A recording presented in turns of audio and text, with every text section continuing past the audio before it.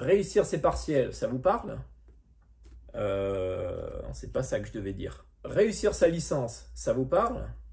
Bien le bonjour à toutes et tous, bienvenue dans cette nouvelle vidéo. Pour celles et ceux qui ne me connaissent pas, je m'appelle Julien et je suis en première année de master en histoire politique.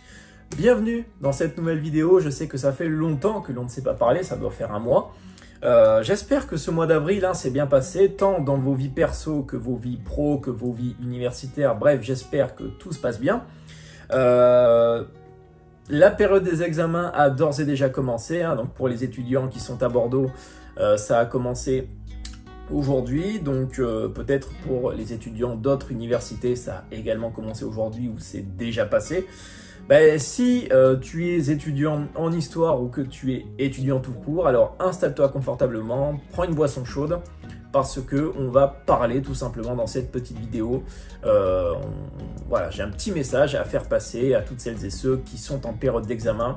Donc, sans plus attendre, installe-toi confortablement et c'est parti. Alors déjà, bon, j'ai un conseil à te donner, tu vas peut-être trouver ça bête, j'en ai déjà parlé, mais réviser comme un taré la veille au soir, la nuit, etc. avant un examen, parce qu'on a le sentiment de ne rien savoir, c'est une connerie. Pourquoi? Eh bien tout simplement parce que vous allez vous emmêler en fait, parce que plus en fait vous allez réviser et plus vous allez vous dire que vous ne savez rien, que tout simplement vous n'avez pas été capable de retenir ce que vous avez révisé. Donc, si c'est le bordel dans votre tête, ce sera forcément le bordel dans votre copie. Donc, moi, ce que je vous conseille, tout simplement, la veille de réviser, ça, il n'y a pas de problème, mais d'arrêter à un moment donné, voilà, le soir, vous révisez la journée, vous arrêtez pour ne pas réviser le soir, et avant d'aller dormir, tout simplement, vous allez relire vos notes ou relire vos cours, une ou deux fois avant de dormir, parce que avant de dormir, c'est prouvé, notre cerveau a tendance à mieux assimiler l'information que l'on voit, l'information que l'on va lui donner. Donc vraiment, si c'est une chose que vous avez à bannir pour préparer comme il faut un examen, c'est bien ça, c'est de réviser comme un taré juste avant, enfin la veille au soir, de s'en mêler les pinceaux avec tout un tas d'informations qui nous viennent à gauche et à droite. Vraiment, on se concentre sur la journée, on révise la journée, et le soir, on relit avant de dormir. Et comme ça, le lendemain matin, on aura l'impression de mieux retenir, d'avoir mieux retenu, plutôt que si on avait révisé toute la soirée comme un forcené. Au contraire, ça en fait paniquer plus d'un. Donc vraiment, on se concentre sur ça. Vraiment, tranquille. Bon, malheureusement, après, si t'as rien révisé, que t'es la veille de l'examen et que t'es en mode grosse panique, qu'est-ce que je vais faire? Bon, là j'ai pas trop de conseils à donner, si ce n'est que de réviser comme un forcené pour essayer de savoir un maximum de choses. Mais tiens-toi tranquille, parce que j'ai peut-être quelque chose qui va te faire plaisir. Si tu connais la méthode, genre vraiment, c'est connaître la méthode en fait, c'est une grosse part du travail, parce que si tu as la méthode, et ça encore une fois je l'ai dit plusieurs fois, si tu as la méthode et que tu as quelques connaissances, voilà, concentre-toi sur l'essentiel, alors généralement tu peux jouer la moyenne. Honnêtement, si tu as une bonne méthode, si tu utilises la méthode, que tu l'appliques comme il faut et surtout comme le prof, comme le correcteur souhaite que tu utilises, avec les connaissances suffisantes sur le sujet, tu peux avoir facilement 9, 10, voire 11.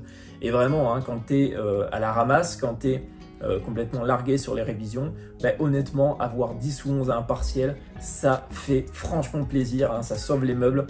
Et voilà, si je peux te donner un conseil, c'est ça, c'est retenir la méthode, c'est hyper important. En fait, c'est hyper important parce qu'un prof préférera 100 fois qu'un étudiant a des connaissances, pas toutes les connaissances, c'est pas non plus un livre ouvert, mais a les connaissances suffisantes, les bases en fait du sujet, et maîtrise la méthode à la perfection pour avoir un travail ordonné et bien organisé plutôt que des connaissances ici et là, plutôt que ce soit le gros bordel sur la copie. Donc vraiment, on se concentre sur la méthode, c'est hyper important. Et c'est pas pour rien, la méthode, si on vous la rabâche de la première année à la troisième année et même plus tard en master, c'est pas pour rien parce que la méthode, comme je l'ai dit, c'est la base de son travail. Je l'ai répété et répété plusieurs fois sur cette chaîne dans quasiment toutes mes vidéos. Donc vraiment, la méthode c'est hyper important et ça permet au moins de ne pas trop paniquer parce que lorsqu'on est capable d'organiser les quelques idées qu'on a, même si on n'en a pas beaucoup, ce sera tout de suite plus rassurant pour nous et pour le correcteur qui nous lira ensuite. Après, honnêtement, j'ai envie de dire, si tu as les connaissances suffisantes, que tu as la méthode, que tu as été plus ou moins assidu en cours ou même que tu as pu consulter des ouvrages, que tu as pu vraiment te renseigner sur le sujet, sur les sujets qui pourront potentiellement tomber, alors j'ai envie de dire que ça va aller. Franchement, il n'y a pas de crainte à avoir, il n'y a aucune crainte à avoir, vraiment, il faut vous faire confiance. Si vous avez la méthode, les bases, etc., ça va le faire. À moins que vraiment vous ne rendiez copie blanche, que vous n'ayez pas de connaissances, que vous n'ayez pas la méthode, vraiment, il n'y a aucun risque que vous tapiez une note catastrophique. Enfin vraiment, si vous avez une note catastrophique, c'est que là, vous n'avez rien des prérequis que j'ai cités précédemment. Mais après, c'est encore une fois, c'est pas toujours la faute de l'étudiant. C'est l'étudiant, s'il ne suit pas un cours, c'est peut-être parce qu'il a des obligations à côté, peut-être professionnelles ou familiales. Donc vraiment, il ne faut pas blâmer quelqu'un qui ne réussit pas. On ne sait pas toujours ce qui, on va dire, l'envers du décor. Donc vraiment, j'ai envie de dire, une mauvaise note, c'est pas non plus la fin, c'est pas une fatalité. Ça, je l'ai répété aussi. Donc vraiment, j'ai envie que ce soit clair en fait pour que personne ne panique et pour que chacune et chacun se rende à ces examens, on va dire, plus tranquille, plus décontracté. Parce que c'est toujours mieux, c'est toujours mieux d'aller à une épreuve avec le moins de stress possible, même si c'est plus facile à dire qu'à faire, encore une fois, mais ce sera toujours plus rassurant pour nous lorsque l'on rédige, on se sentira moins mis sous pression en fait. Franchement, pour avoir été à un examen avec vraiment la peur au ventre, la boule au ventre, ce sentiment de se dire putain mais je vais pas y arriver, je vais tout foirer, vraiment pour l'avoir déjà ressenti plusieurs fois au cours de mes études, c'est vraiment un sentiment pas agréable et franchement je vous comprends, c'est pour ça, essayez de se vider la tête, essayez vraiment de penser à autre chose la veille ou le matin d'un examen.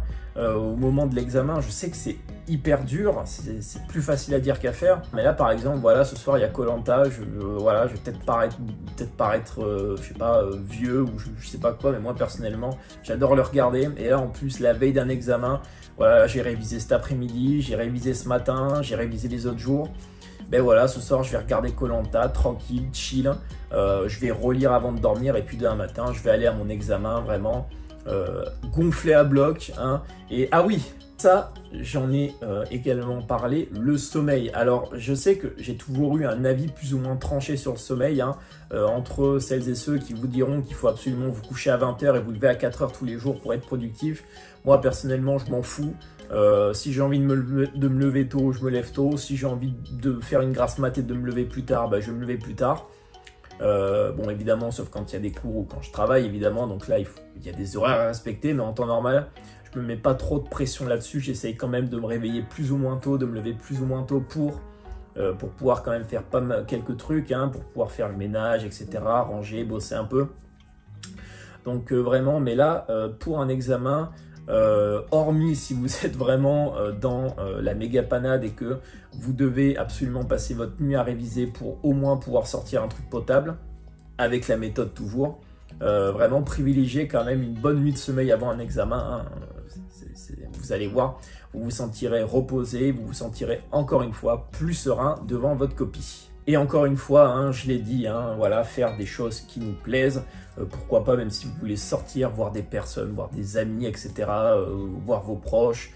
Si vous voulez manger aussi un truc réconfortant, un repas doudou comme on dit.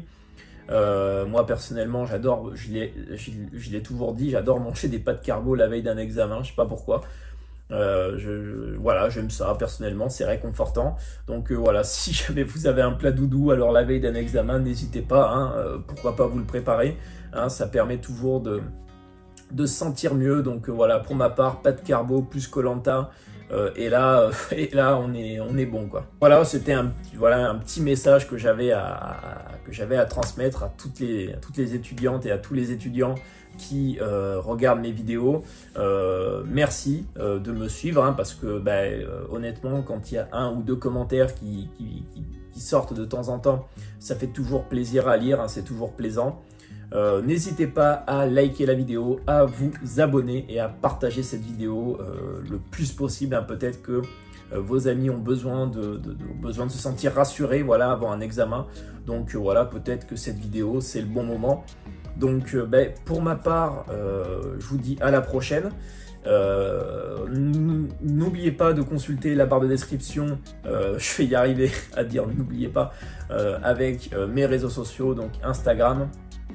Et bien sûr, j'ai ouvert récemment un compte TikTok où je partage ma passion pour la cuisine. Je vous l'ai déjà dit, je suis un amateur de cuisine. Et donc sur ce compte TikTok, je poste des vidéos de cuisine, de recettes. Et j'en ai posté un nouveau TikTok hier soir justement où je me suis préparé une petite omelette. Donc voilà, si jamais vous êtes curieux, n'hésitez pas.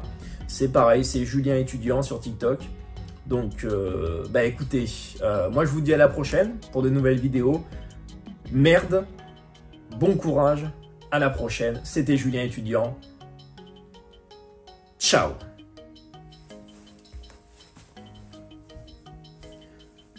On va réussir. Let's go.